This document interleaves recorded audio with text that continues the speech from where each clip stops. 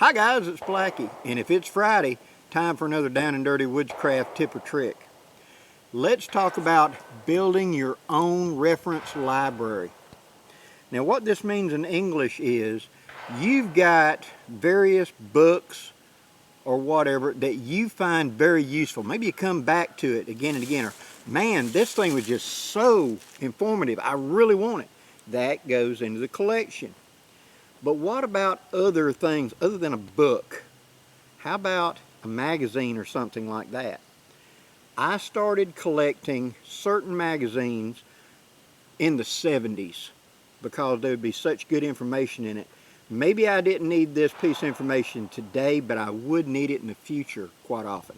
And I recognized that, so I saved them and I stockpiled them. Now, what kind of magazines? The magazine that we're going to talk about right now is Backwoodsman, and if you don't subscribe to Backwoodsman, you need to. Great magazine. But let me show you how I put them into my reference collection. Okay, I get these 1-inch wide 3-ring binders like this. Usually right after school has started up and they put a lot of this stuff on clearance, that's the time to buy a few of them to put back. Okay, now whenever you open it up, it's going to have this type thing up under the plastic on the front, or usually it's on the front. Most of these have a front, a rib, and the back does not have that. And inside the inside there is a little packet or whatever of this clear plastic on it. Here's a down and dirty trick. You slide this out, fold over like 1 inch at the top, crease it down real good, and then cut it off clean with a pair of scissors. Then you take a Sharpie marker and you write onto it that what it is. In this case, it's Backwoodsman magazine for the years 2022 and 2023, and you slide it in. It's open up here at the top, so you just pucker that up and slide it in. So there is that. The next thing I do is I take it and I'll write across the top of it the name of whatever the magazine is. Now notice this big blank space?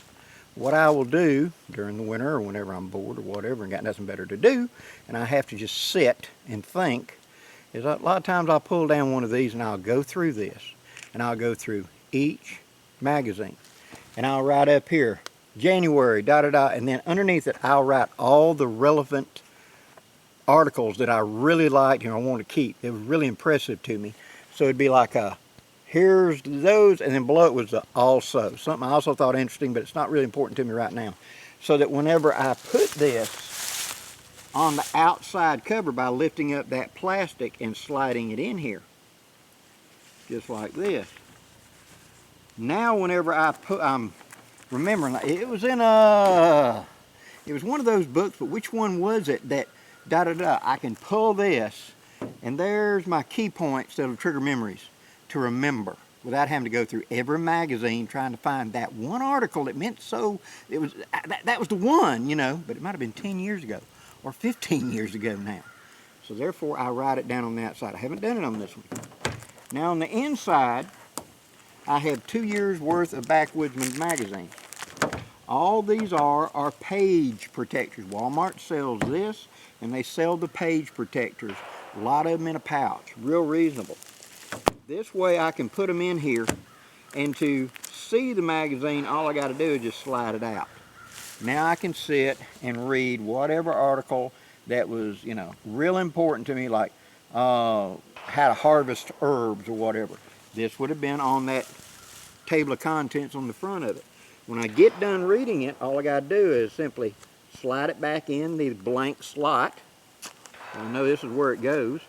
Plus I put all these in the month of order that they came out, so January, etc. all the way through. Now this is 2 years worth, because Backwoodsman does not publish that many times. They're going down now to 4 years. Now when you get done, do it like this, turn it up, and that hangs all of them by those loops in there.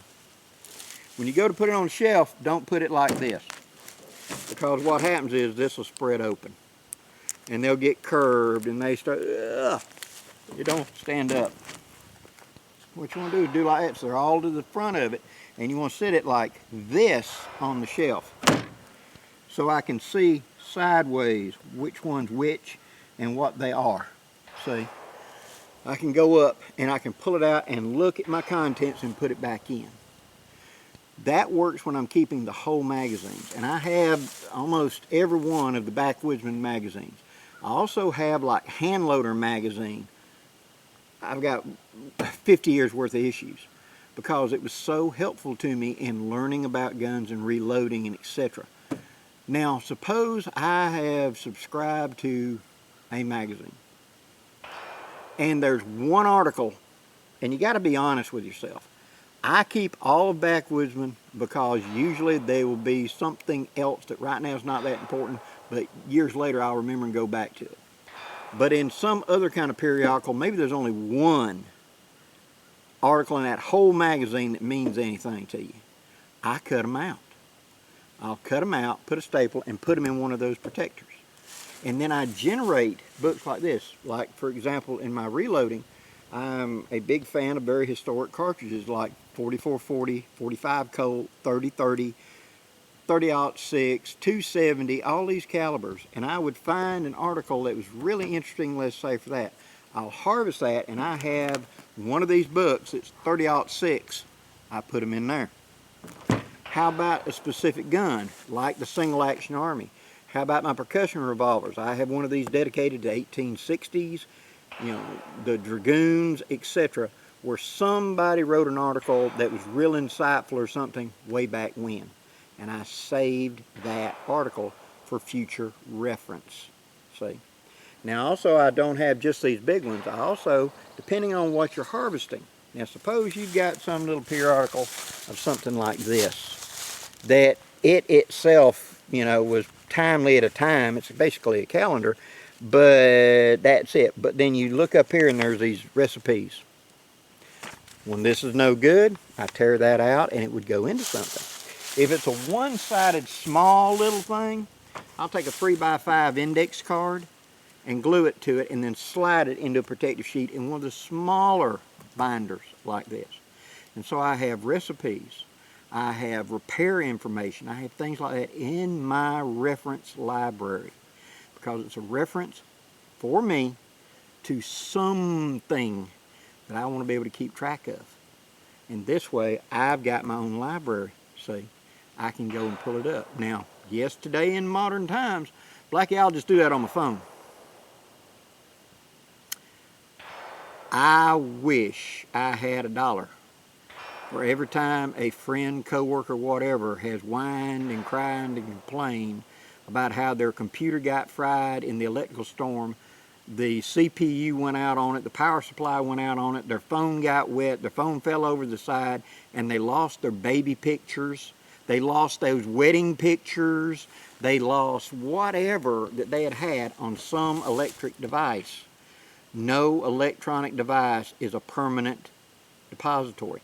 Not even a thumb drive or whatever. It's not permanent, because if it can fry or it can refuse to turn on and you can never see that information again, it's not permanent.